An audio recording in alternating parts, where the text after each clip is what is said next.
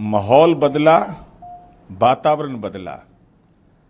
देश का गौरव बढ़ा। स्टार महिला शूटर मनु भाकर ने ओलंपिक में कांस्य पदक जीतकर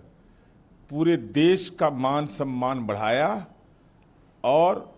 बेटियां बड़ी लकीर खींच सकती है, यह भी स्पष्ट हुआ है। देश आज गौरव कर रहा है और हमारी उम्मीद है कि यह गौरव मेरा अब क्रम जारी रहेगा। ओल्ड राजेंद्र नगर की घटना जिस तरीके से हुई, एमसीडी ने 13 संस्थानों को बेसमेंट सील कर दिया। अरे निश्चित रूप से जो जलवायु परिवर्तन हो रहा है और जिस ढंग से आधारभूत संरचना का पूर्व में निर्माण हुआ और शैक्षणिक संस्थाओं में कोचिंग संस्थाएं पूरे देश के बच्चे जाते हैं और जिस ढंग की दुखद घटना हुई, तो प्रशासन को मुकम्मल कार्रवाई करके केवल सील करना ही जिम्मेवारी नहीं है, बल्कि वैकल्पिक उपाय क्या होगा जिससे कि भविष्य में ऐसी दुर्घटना न हो, इसकी भी गारंटी करने के लिए एमसीडी को प्रयास करना चाहिए। महाराष्ट्र में मणिपुर जैसी स्थिति संभव, शरद पवार ने कहा है। मान्यवर शरद पवार जी देश के राष्ट्रीय नेता है, लेकिन महाराष्ट्र के अंदर ये सवाल पैदा क्यों हो रहा है? भाई वहां तो उत्तर भारत के लोगों के साथ राजनीतिक दुर्व्यवहार करना ये कार्य संस्कृति रही है, तो महाराष्ट्र के अंदर यह सवाल अगर हो रहा है तो आप एक बड़े राजनीतिक दल के एक महत्वपूर्ण व्यक्तित्व हैं, तो आपको ऐसे मामले में जो कोई अगर सामाजिक विभेद की घटना हो रही है तो सामाजिक समरसता पहले तय करिए, तब राजनीति की दिशा तय करिएगा। लोकसभा में बजट सत्र को लेकर राहुल गांधी आज अपना बात रख सकते हैं। मान्यवर राहुल गांधी जी बजट पर अगर लोकसभा में अपनी बात रखेंगे तो हमारी उम्मीद है कि इंडी गठबंधन के घटक दल जो बिहार के हैं, खास करके लालू प्रसाद और तेजस्वी यादव और साथ ही साथ वामपंथी पार्टियां, इन लोगों ने सीधा आरोप लगाया है कि यह जो केंद्रीय बजट है यह झुनझुना है और आप कहते हैं कि केंद्रीय बजट बिहार और आंध्र प्रदेश को खुश करने के लिए, सहयोगी को खुश करने के लिए, तो हमारी उम्मीद है कि लोकसभा में आज इंडी गठबंधन के इन नेताओं का, लालू प्रसाद हो, तेजस्वी यादव हो, वामपंथी पार्टियां हो, इनकी सार्वजनिक आलोचना से आप परहेज नहीं करिएगा। 2 अक्टूबर को जन स्वराज अभियान राजनीतिक पार्टी बनने जा रही है। अरे भाई, तो राजनीति तो उनका पहले व्यवसाय रहा है, अब वो व्यवसायिक हितों पर चूंकि विभिन्न राज्यों में उनके नेतृत्व में हार हुई,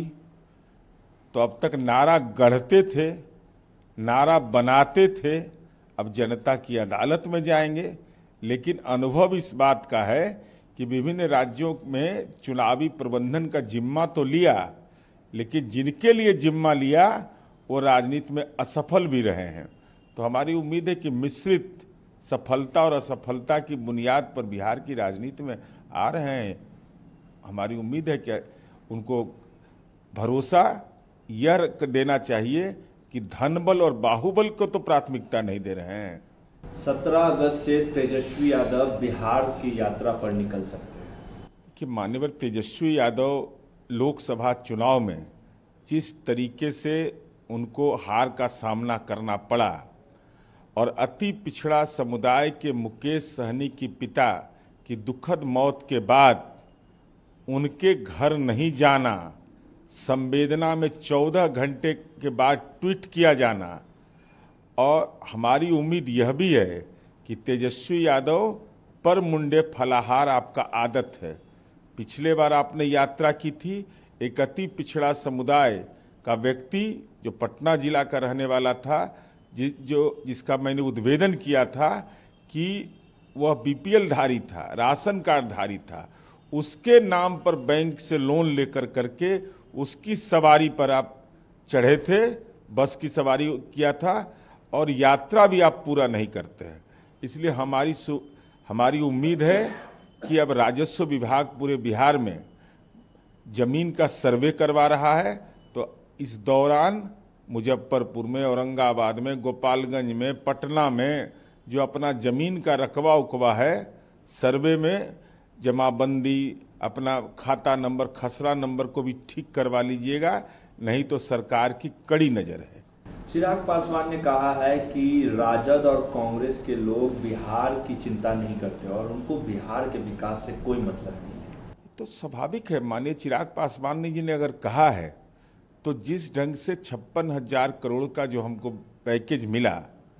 और वो पैकेज हमारा हक है, वो पैकेज मिला और जिस ढंग से उसका उपहास उड़ाया राष्ट्रीय जनता दल और कांग्रेस ने, तो ये बिहारी होने का कहाँ इन लोग को दम भाई। ये लोग तो सीधे तौर पर राजनीतिक ईर्ष्या करते हैं और मनभेद और मतभेद दोनों अलग अलग होता है। इन लोगों को बिहार से मतभेद भी है, बिहार से मनभेद भी है।